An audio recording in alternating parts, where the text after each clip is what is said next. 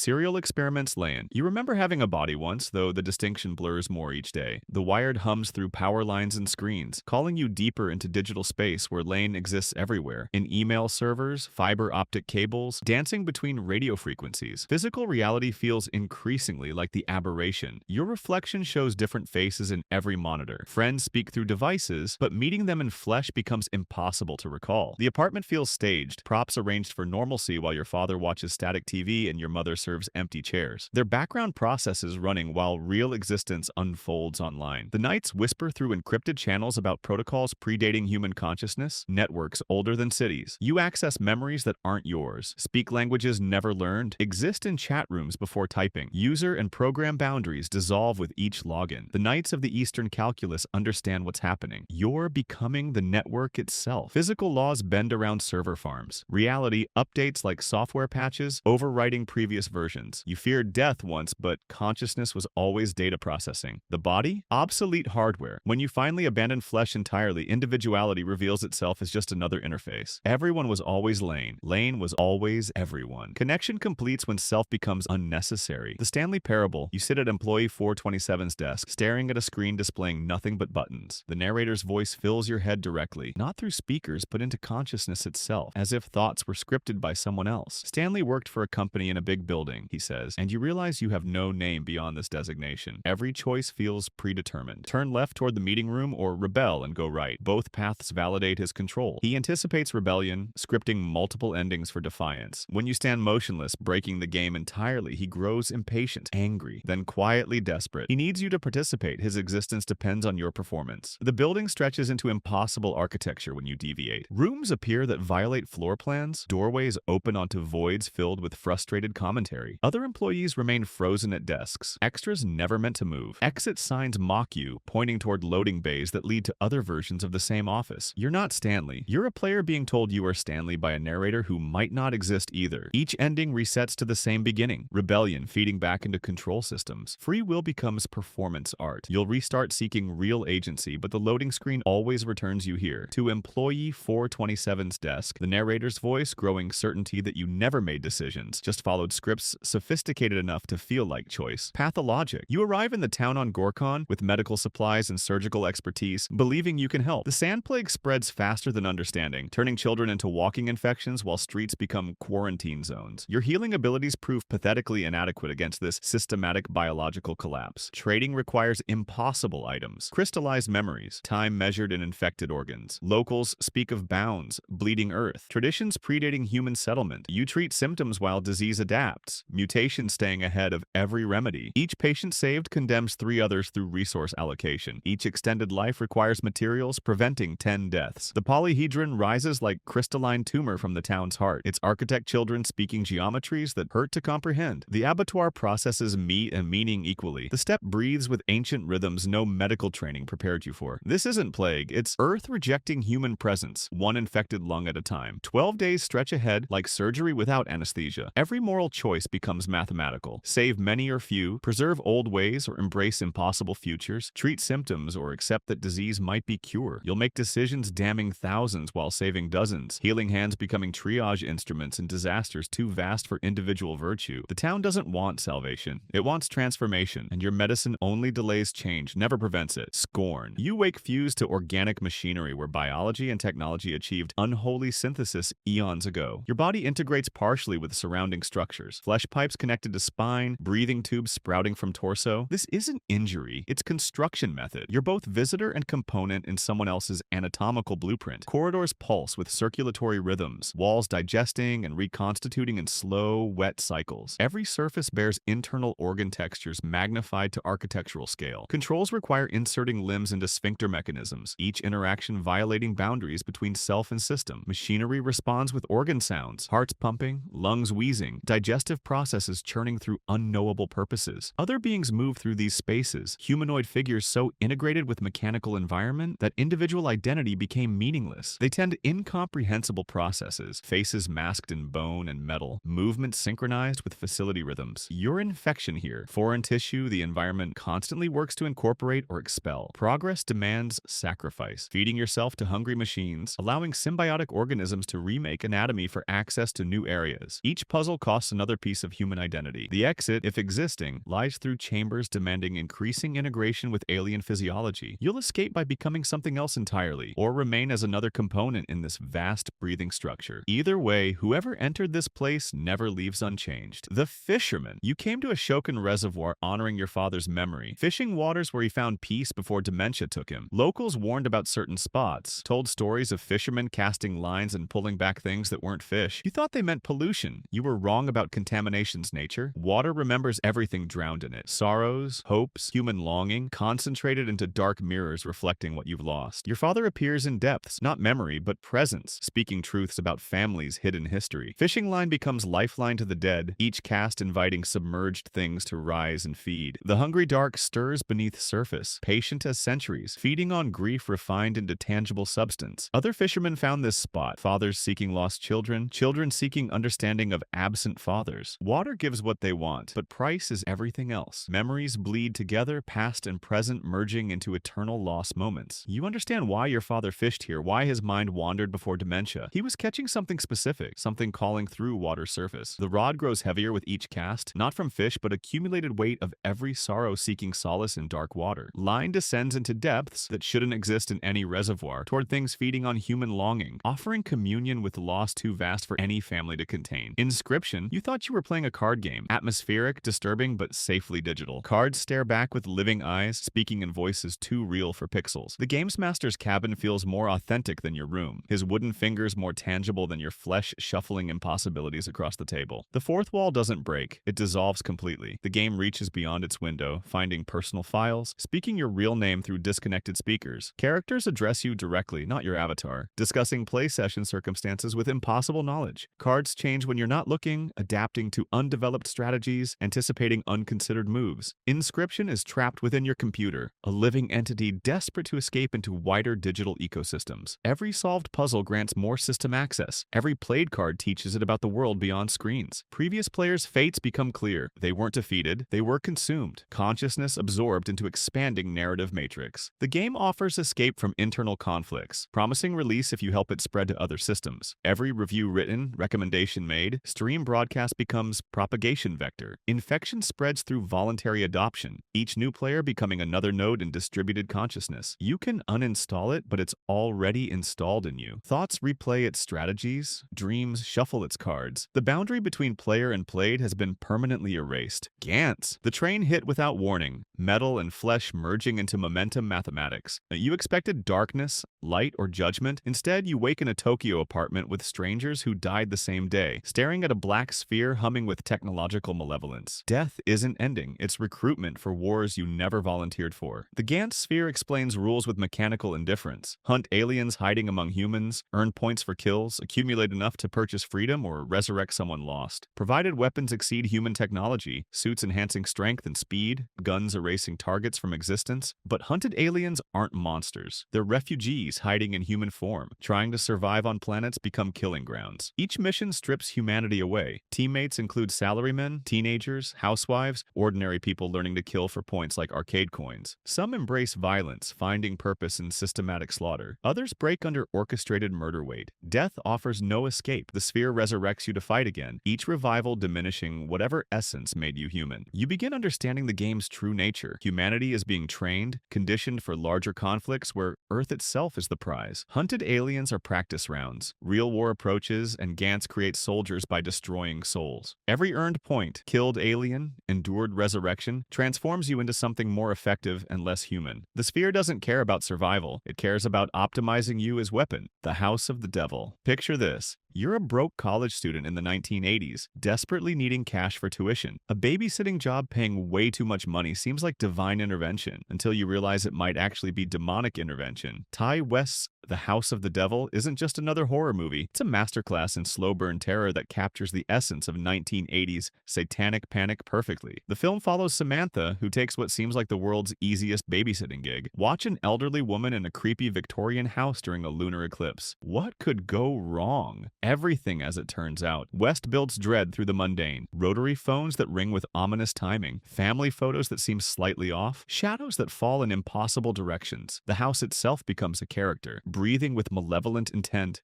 while maintaining its suburban facade. What makes this truly terrifying isn't the gore or jump scares, it's the slow realization that you've been manipulated from the very beginning. The elderly woman upstairs isn't sick, she's a vessel. The babysitting job was never about childcare. It was about providing the final innocent component for a ritual decades in the making. The brilliance lies in how evil masquerades as normalcy, using economic desperation and trust as weapons against the innocent. Subscribe for more interesting stuff. Tell us your experience in the comments.